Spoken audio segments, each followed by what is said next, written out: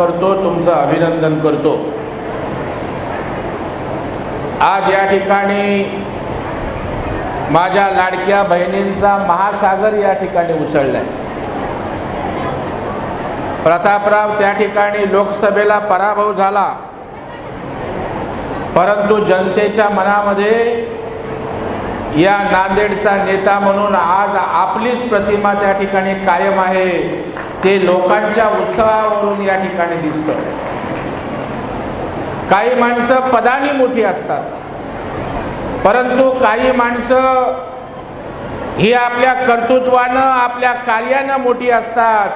आणि म्हणून प्रतापराव, आपण आपल्या कार्यानं नांदेडच्या जनतेच्या मनामध्ये मोठे आहात। कोणी आपल्याला त्या ठिकाणी जनतेच्या मनात पराभव करू शकत नाही। आज या ठिकाणी हा मेळावा संपन्न होतो। लाडक्या बहिणी हजारोच्या संख्येनं उपस्थित आहेत आणि या लाडक्या बहिणींनी महाविकास आघाडीला त्या ठिकाणी सळो की पळो करून सोडलंय। म्हणजे जसे मोगलांना धनाजी संताजी पाण्यात दिसायचे, तसे आता महाविकास आघाडीला सकाळी उठल्यापासून आपली लाडकी बहीण बेजार करून टाकते, बेजार करून टाकते। कारण त्यांना वाटलं होतं लोकसभेच्या निवडणुकीमध्ये त्या ठिकाणी खोटं नॅरेटिव्ह त्या ठिकाणी केलं। संविधान ही लोक बदलायला निघालेली आहेत, घटना ही लोक बदलणार आहेत। त्यामुळे वेगवेगळ्या समाजाच्या मनामध्ये वेगवेगळ्या प्रकारचं वातावरण केलं आणि लोकसभेला आमची सत्ता आली, परंतु काही ठिकाणी त्या ठिकाणी अपयश आलं। आणि त्यानंतर असं यांनी स्वप्न पाहिलं होतं की या महाराष्ट्रात सुद्धा लोकसभेसारखं महाविकास आघाडीला यश मिळेल, परंतु आमच्या देवा भाऊंनी एकच त्या ठिकाणी शॉट दिला। माझ्या लाडक्या बहिणीने यांच्या तोंडचं पाणी पळवलं, आमचा आत्मविश्वास वाढवण्याचं काम केलं। त्याच्यामुळे उठसूट आमच्या लाडक्या बहिणींच्या योजनेवर टीका करायची। कधी सांगायचं हे पैसेच मिळणार नाही, कधी सांगायचं हे पहिला हप्ता देतील, दुसऱ्या हप्त्यात त्या ठिकाणी पैसेच येणार नाही, कधी सांगायचं पैसे अकाउंट मध्ये टाकले तर पैसे काढून घेतील।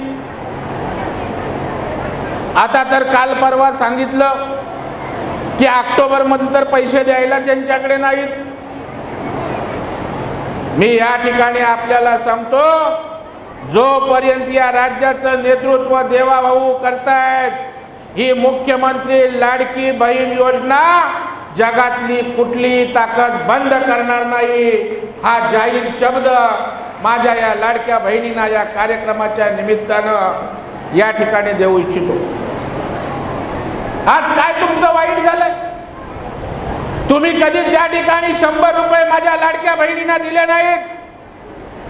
काबाड कष्ट करणाऱ्या माझ्या लाडक्या बहिणी शेतात राबतात, त्या ठिकाणी कोण घरकाम करतं, काबाड कष्ट करतं, कधी त्यांची सुखदुःख पाहायला आला नाही, कधी त्यांची आसू पुसायला आपण त्या ठिकाणी आला नाहीत।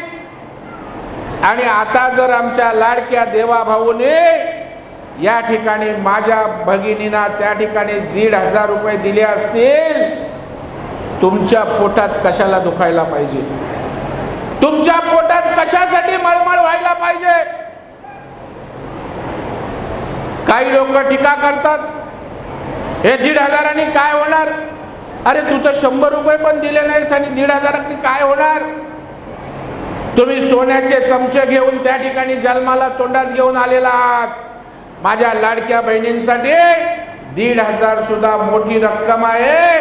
त्यांच्या कुटुंबाला आधार देण्याचं काम हे 1,500 रुपये या ठिकाणी करणार आहेत। हे सांगायला मला या ठिकाणी अभिमान वाटतो। आज या ठिकाणी केवळ 1,500ची सुरुवात आहे। माझ्या बहिणींनो, हे संपणार इथेच संपणार नाहीये। राज्याच्या मुख्यमंत्र्यांनी सांगितलंय, देवेंद्रजींनी सांगितलंय की येणाऱ्या काळामध्ये ही रक्कम आम्ही त्या ठिकाणी वाढवू शकतो।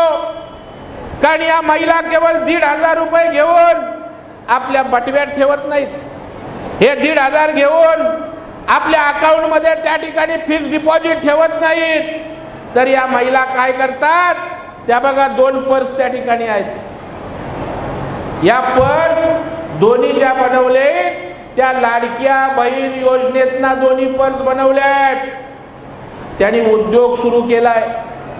टीव्ही मध्ये आपण जाहिराती बघत असाल, अनेक महिला येऊन सांगतात या 1,500 रुपयामुळे मी छोटासा घरगुती व्यवसाय सुरू केला, माझ्या कुटुंबाला आधार मिळाला. त्या ठिकाणी येऊन महिला भगिनी माझ्या सांगतात, माझ्या घरी त्या ठिकाणी कोणतरी आजारी होता, माझ्याकडे औषध आणायला पैसे नव्हते. देवा भाऊंच्या लाडक्या बहिणींच्या योजनेनं मला डॉक्टरकडे जायला आधार या ठिकाणी या योजनेतनं मिळाला. कोणतरी माझी बहीण त्या ठिकाणी सांगत होती, मला त्या ठिकाणी शाळेची फी भरायला माझ्या मुलांना पैसे नव्हते, मला या 1,500 रुपयांनी त्या ठिकाणी आधार दिला. तो कायमचा आधार माझ्या लाडक्या बहिणींना देवा भाऊ दिल्याशिवाय राहणार नाही.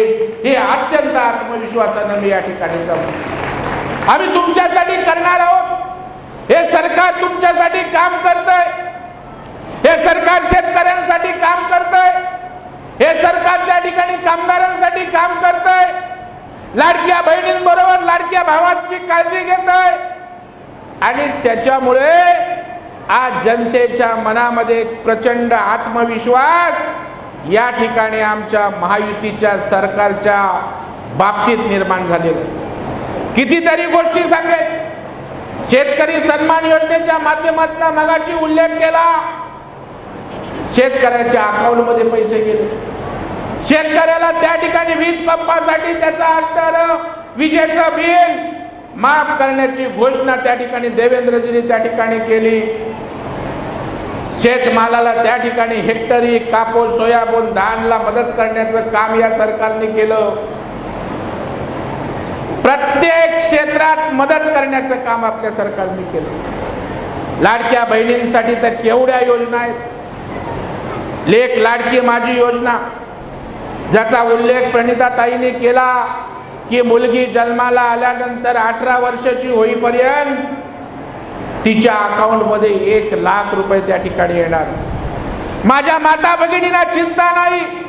माझी मुलगी उद्या मोठी झाली तर त्या ठिकाणी तिच्या लग्नाचा खर्च असेल, तिच्या भविष्याचा खर्च असेल, ते स्वीकारण्याची जबाबदारी आपल्या आदरणीय पंतप्रधान नरेंद्र मोदी साहेबांनी त्या ठिकाणी घेतलेली आहे. त्यामुळे आपल्याला आपल्या लाडक्या लेकीची काळजी करण्याचं कारण नाही. माझ्या मुलींच्या शिक्षणासाठी त्या ठिकाणी मागणी केली गेली, त्यांना मोफत शिक्षण करावं, उच्च शिक्षण मोफत करावं. या सरकारने निर्णय घेतला, माझ्या बहिणींचं मोफत शिक्षण त्या ठिकाणी सरकारने करण्याचा त्या ठिकाणी निर्णय केलाय. 3 गॅस सिलेंडर असतील, अन्नपूर्णा योजनेच्या माध्यमातून असतील, एसटी मध्ये त्या ठिकाणी 50% मोफत प्रवास असेल.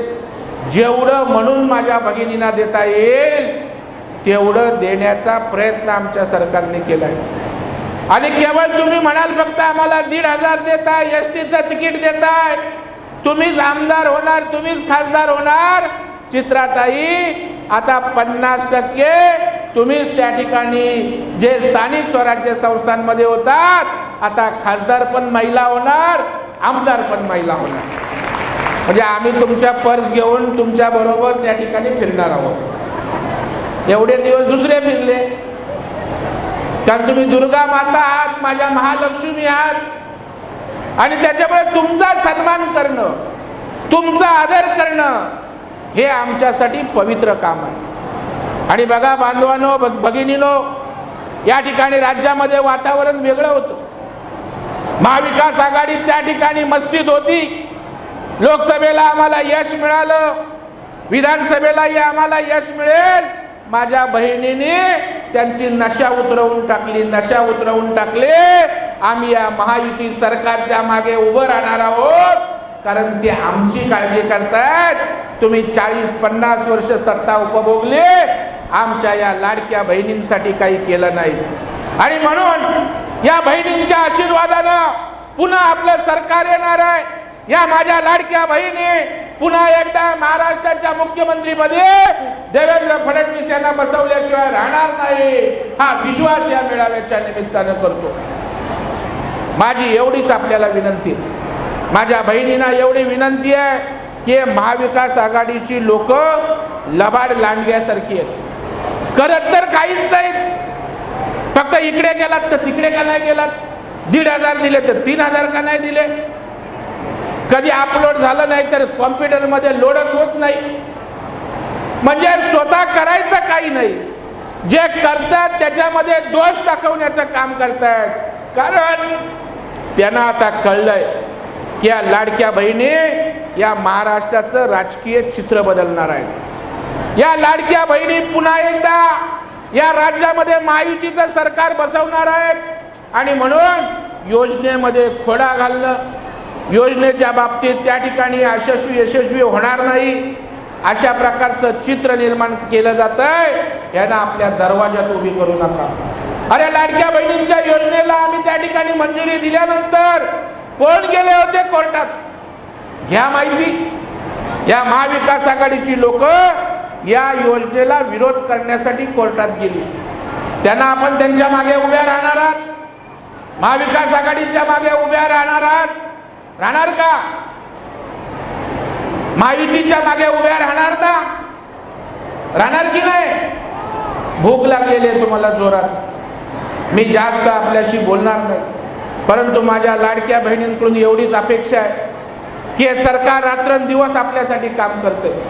एकनाथरावजी शिंदे साहेब त्या ठिकाणी दिवस रात्र सर्वसामान्यांसाठी काम करतायत. आमचे देवा भाऊ त्या ठिकाणी तर बहिणींच्यासाठी सातत्यानं विचार करतायत, महाराष्ट्राला विकासाकडे नेण्याचा प्रयत्न करतायत. अजितदादा त्यांच्या पद्धतीनं त्या ठिकाणी विकासासाठी काम करतायत.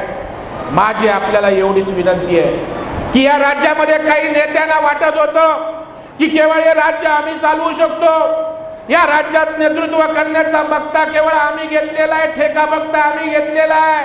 त्यांना धोबी पछाड देण्याचं काम गेल्या 8-10 वर्षामध्ये देवेंद्र फडणवीस नावाच्या नेत्यांनी केलेलं आहे आणि म्हणून त्यांचं टार्गेट देवेंद्र फडणवीस आहे.